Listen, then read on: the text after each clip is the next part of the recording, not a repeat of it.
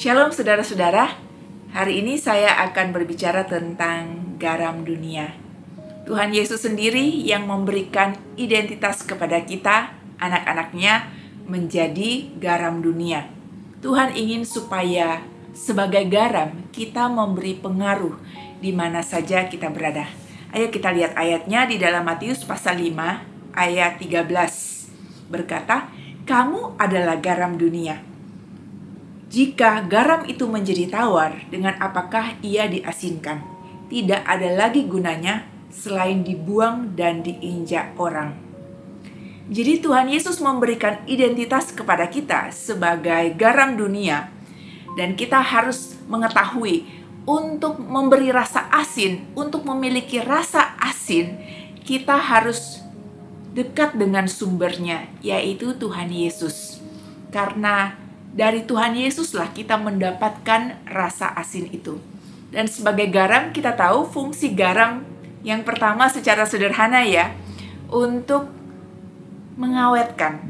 Jadi kalau Tuhan memanggil kita dan memberikan kita identitas sebagai garam, kita dipanggil untuk menjadi pengawet, mencegah pembusukan.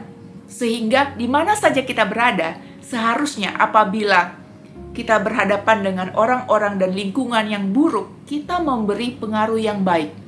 Kalau di tengah-tengah lingkungan orang-orang yang berkata-kata kasar dan kotor, maka kita memberikan pengaruh kata-kata yang baik, kata-kata yang benar, dan kata-kata yang membangun.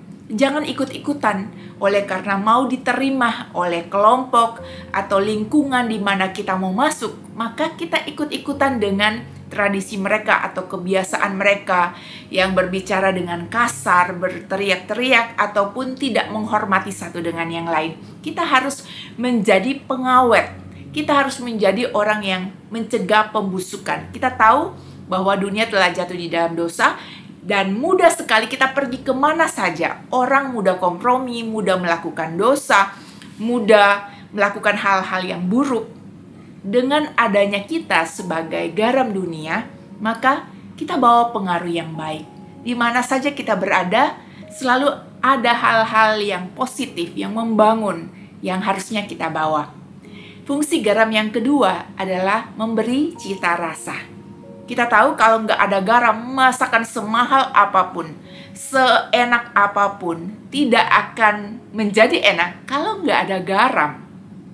Garam dengan takaran yang pas pasti akan meningkatkan cita rasa menjadi amat sangat luar biasa, amat sangat enak. Itulah sebabnya kita dipanggil untuk memberi cita rasa di mana saja kita berada pada orang banyak. Kalau misalnya orang-orang dalam keadaan putus asa, maka dengan adanya kita, orang-orang akan bersemangat. Ketika kerohanian mereka kering, maka ketika kita ada, mereka bisa berapi-api, mereka bisa semangat lagi, mereka bisa memiliki daya juang oleh karena kita memberikan semangat kepada mereka. Kita jangan jadi orang yang ketika semuanya lagi pesimis, kita buat mereka lebih pesimis. Ada orang yang marah dengan orang lain, kita jangan siram bensin, tapi kita harus membawa kesejukan di mana saja kita berada, memberi cita rasa, memberi kasih kepada banyak orang. Di tengah-tengah dunia orang yang sudah dengan mudah saling membenci, bicarakan buruk orang lain, kita datang ke sana, kita bicarakan tentang damai, kita bicarakan hal-hal yang membangun, yang baik tentang orang lain dan keadaan dan situasi. Selalu kita bawa hal-hal yang terbaik yang dari Tuhan di tengah-tengah orang banyak. Kalau mereka kurang merasakan kasih dari orang lain, kita menaburkan kasih Kristus di mana saja kita berada. Sehingga mereka bisa melihat, wow, kita ini adalah pengikut Kristus, kita muridnya, kita adalah orang-orang yang memberikan kabar baik kepada mereka. Dan ingat, yang ketiga, saat kita menjadi garam dunia, ada saatnya garam itu bisa menjadi tawar. Nah, kenapa bisa menjadi tawar? Karena kita nggak dekat dengan sumbernya. Sumber dan rasa asin itu berasal dari Tuhan Yesus.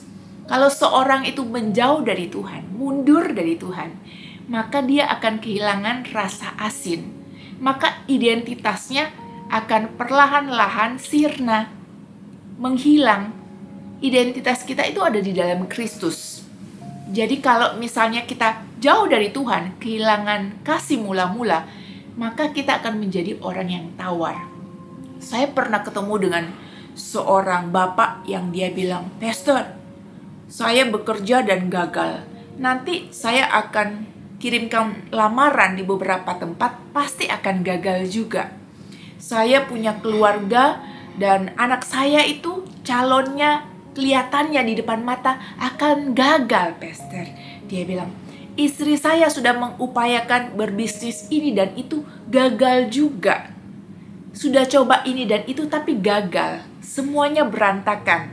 Dia bilang, "Sudah nggak ada pengharapan. Ini gagal, itu gagal." Dan saya tanya, "Bapak, apakah Bapak masih punya hati yang deg-degan dengan Tuhan? Apakah Bapak masih jatuh cinta dengan Tuhan Yesus? Apakah Bapak masih memelihara hubungan dengan Tuhan Yesus?" Bapak ini berkata, "Saya sudah jauh dari Tuhan. Saya sudah nggak lagi berdoa. Saya sudah nggak lagi menyembah Tuhan. Hati saya sudah tidak lagi merasakan getaran kasih Kristus." Itulah sebabnya penyebab dari garam menjadi hambar. Firman Tuhan katakan, kalau garam jadi hambar, nggak ada gunanya lagi kan? Dia bukan garam lagi. Gunanya apa selain dibuang dan diinjak oleh orang? Karena tidak berguna. Itulah sebabnya kita itu menjadi berguna, berdampak, menjadi berkualitas kalau kita itu dekat dengan Tuhan. Karena rencana Tuhan, tujuan Tuhan di dalam kehidupan kita itu bisa tergenapi. Karena kita dekat dengan sumbernya.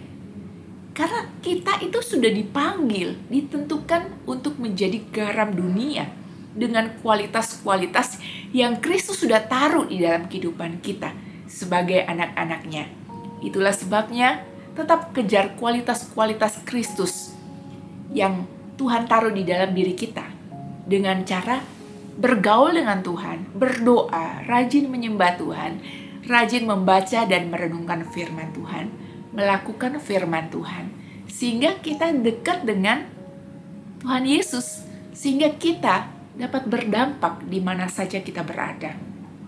Jangan jadi orang yang cepat terpengaruh. Jangan jadi orang yang ikut arus. Kalau arusnya buruk, kita ikut ke sana. Kalau ada yang baik, kita ikut yang baik. Kita harus selalu memberi dampak yang baik dan berfungsi sebagai garam sebagaimana mestinya. Dan garam itu akan berfungsi dengan baik apabila dia larut. Dia meninggalkan egonya sendiri. Dia mau mati bagi dirinya sendiri. Bayangkan kalau masakan ditaburi garam dalam jumlah banyak di atas dan garam berkata, "Aku mau tampil, aku mau kelihatan, aku nggak mau larut." Akan jadi apa? Orang yang makan tuh nggak enak, akan keasinan. Garam itu baik dengan takaran tertentu dan dia juga larut. Sehingga melesatkan setiap masakan yang dibuat oleh koki-koki yang terkenal maupun tidak terkenal. Garam itu sangat powerful sekali. Garam itu sangat luar biasa. Itulah sebabnya Tuhan panggil kita menjadi pribadi yang luar biasa, yang berfungsi, yang berdampak. Oleh karena itu, Bapak Ibu, jangan pernah izinkan garam, rasa asin yang ada di dalam diri kita semua, di dalam diri Bapak Ibu menjadi tawar. Terus jadi berkat di mana saja kita berada. Mari kita berdoa agar kita bisa menjadi berkat di mana saja Tuhan tuntun, di mana saja Tuhan taruh di lingkungan kita. Saya juga terbeban untuk mendoakan Bapak Ibu. Mari kita berdoa. Tuhan Yesus, terima kasih karena lewat firman-Mu, Engkau memanggil kami semua menjadi garam dunia. Tuhan, kami masih banyak kurang-kurangnya, kami tahu. Kami masih dalam proses Tuhan. Tapi kami mau menjadi garam dunia yang memberi kualitas Kristus di tengah-tengah dunia yang kami hidupi ini. Di tengah-tengah dunia yang buruk ini Tuhan. Kuatkan setiap kami supaya kami memberikan dampak yang baik. Tuhan, hamba juga berdoa untuk setiap orang yang mengikuti acara ini. Tuhan jamah apabila ada orang-orang yang telah meninggalkan Tuhan dan meninggalkan kasih yang semula. Biar Engkau jamah hati setiap anak-anak-Mu, supaya hatinya hidup kembali, mengikuti Kristus dari dekat, mengikuti Engkau kembali, memiliki hubungan yang akrab, yang intim, yang hangat dengan Engkau Tuhan. Terima kasih Tuhan. Di dalam nama Yesus, hamba menyerahkan setiap orang yang telah berdoa bersama saat ini. Amin. Bapak Ibu, terus on fire. Jangan tinggalkan saat teduhmu dan jaga kesehatan ya. Tuhan Yesus memberkati.